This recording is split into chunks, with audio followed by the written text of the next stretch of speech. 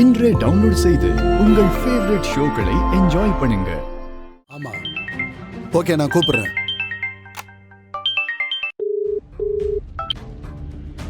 Hello sir, நான் இந்திராணி பேசுறேன். சொல்லுங்க.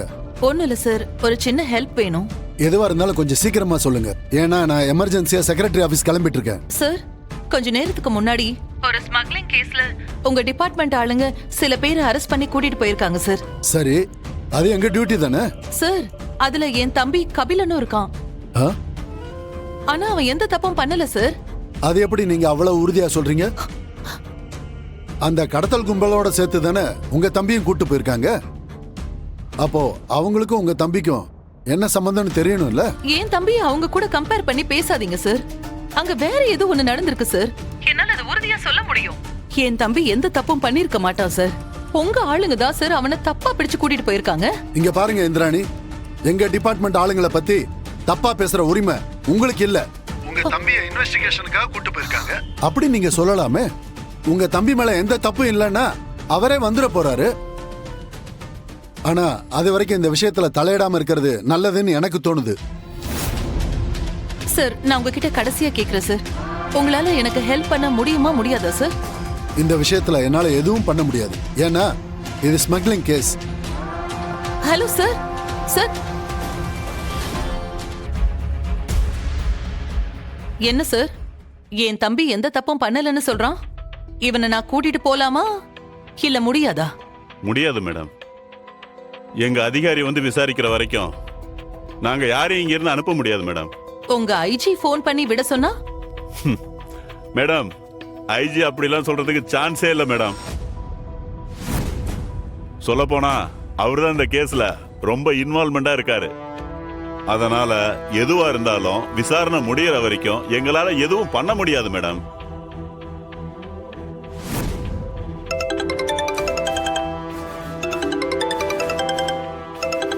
போன் வருது பாருங்க, எடுத்து பேசுங்க. ஹலோ ஹலோ, நான் ஐஜி மாரியப்பன் பேசுறேன் சார். ஆமா, இப்போ இருந்து நான் தான் புது ஐஜி. இந்திராணி மேடம் தம்பிய உடனே அனுப்புங்க சார். அது வந்து sir, do what I say. Yes sir. என்ன சார், ஐஜி பேசினாரா? சாரி, புது ஐஜி பேசினாரா? இப்ப என் தம்பியை கூட்டிட்டு போலாமா? கூட்டு போலாம் மேடம். வா கபிலா, போலாம். வாங்க வாங்க வாங்க பாட்டி, வாங்க மாப்பிள்ள. என்னாச்சு? வயசாயிடுச்சு இல்லம்மா, அதாவது ஒண்ணு மாத்தி ஒண்ணு உடம்பு படுத்திக்கிட்டே இருக்கு. சரி, டாக்டர் என்ன சொன்னாரு? பயப்படுற அளவுக்கெல்லாம் ஒண்ணும் இல்ல இந்திரா. சரியா தூக்கம் இல்லாததால பித்தம் அதிகமாகி மயக்கம் வந்திருக்கு. ஊசி போட்டு மாத்திரையெல்லாம் கொடுத்திருக்காங்க, ட்ரிப்ஸ் ஏத்தி இருக்காங்க. இன்னொரு 10-15 நிமிஷத்துல வீட்டுக்கு கூட்டிட்டு போலான்னு சொல்லிருக்காங்க. ஆமா, அயலியும் சிவாவும் எங்க? அதுங்க இங்க வரவே இல்லையே.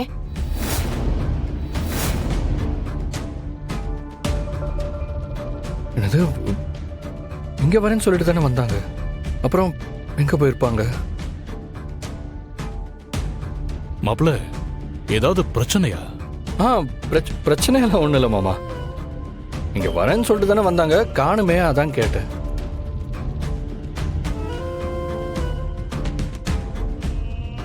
என்ன இந்திரா, ரொம்ப யோசிக்கிற? அயலிக்கு ஏதாவது பிரச்சனையா என்ன? அவளுக்கு என்ன பாட்டி பிரச்சனை வரப்போகுது? தாலி பெருக்கி போட எல்லா ஏற்பாடும் பண்ணிட்டு இருக்கும்போது உங்களுக்கு இப்படி ஆயிடுச்சுன்னு போன் வந்துச்சா? அதை கேட்ட அயலியும் சிவாவும் அப்படியே துடிச்சு போய் கிளம்பி வந்துட்டாங்க. ஆனா இங்க வந்து பார்த்தா அவங்க வரவே இல்லைன்னு சொல்றீங்க. ஐயோ, அதான் எங்க போயிருப்பாங்க என்னன்னு ஒரே யோசனையா இருக்கு.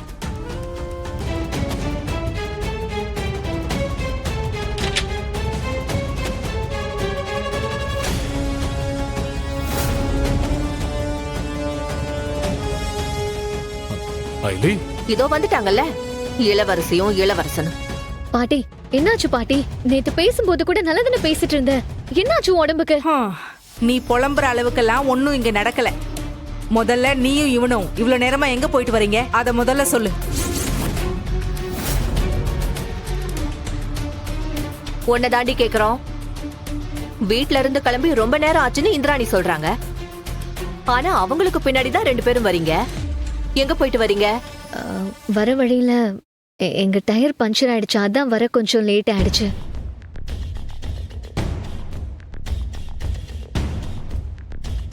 அயலி, இலக்கியா வீட்டுல உன் கையில கட்டி விட்டுருந்த கயிறை காணோம், எங்க?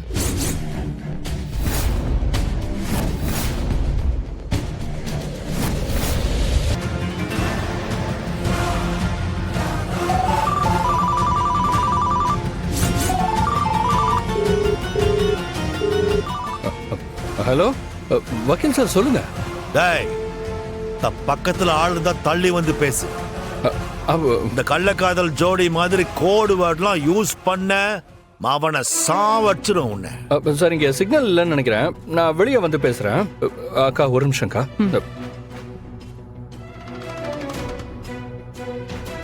ஹலோ, சொல்லு வருமா. டேய், உங்ககிட்ட அவ்வளோ சொல்லியும் கோட்டை விட்டல்ல. வருமா, சும்மா என்னையே குறை சொல்லாத.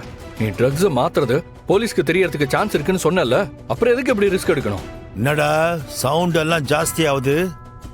வர்மா, நான் தான் சொன்னேன்ல, எதுக்கு இப்படி ரிஸ்க் எடுக்கணும், எதுக்கு இப்படி போலீஸ்ட மாட்டணும், அப்புறம் எதுக்கு இப்படி புலம்பணும்? டேய், இந்த அட்வைஸ் கூந்தல் பண்ற வேலை என்கிட்ட வச்சுக்காத. முதல்ல கிளம்பி போலீஸ் ஸ்டேஷனுக்கு வா. மறுபடியுமா? வர்மா, நான் இப்பதான் கஷ்டப்பட்டு அங்கிருந்து வந்திருக்கேன். டேய், இன்னும் 15 நிமிஷத்துல நான் அங்க இருப்பேன். நீ வரத்துக்கு 1 நிமிஷம் லேட் ஆனாலும் இந்த ஒரிஜினல் வர்மாவை நீயும் சேர்த்து பாத்து. வர்மா, நான் சொல்றது